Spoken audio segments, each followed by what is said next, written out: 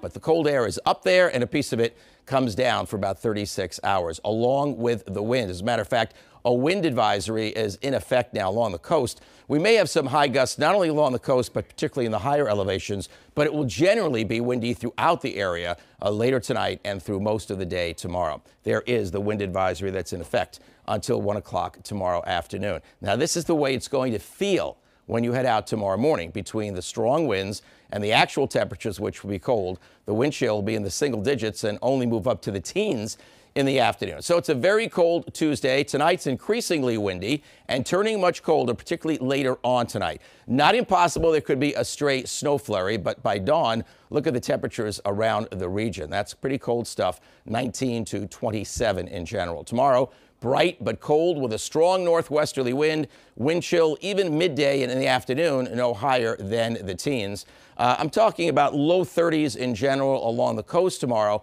but may not even get to 30 degrees in the higher elevations of Worcester County.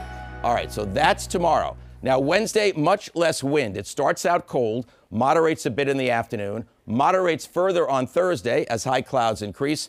And then the next storm moves in for Friday. It looks like another heavy rain event. In fact, there's the possibility we could get some localized flooding on Friday. By the way, Friday's also the first official day of winter, and we're going to have this warm rainstorm. Now, how long does that last? Well, it tends to come up for Friday and Friday night, and then it's pretty much gone by Saturday. Could be a stray shower, but the bulk of the precipitation will be over. We'll turn somewhat colder over the weekend, but temperatures won't really even get down quite to normal over the weekend, still averaging a little bit above. Now, we have one possibility as I see it. It's not a strong system. It would be weak and really have to take a closer look as we get closer to it. But there's a chance of some light snow around Christmas Eve, or we'll see sometime during the Christmas Eve day. But again, much more about that coming up. But overall, it's a quick shot of cold air coming in for about 36 hours.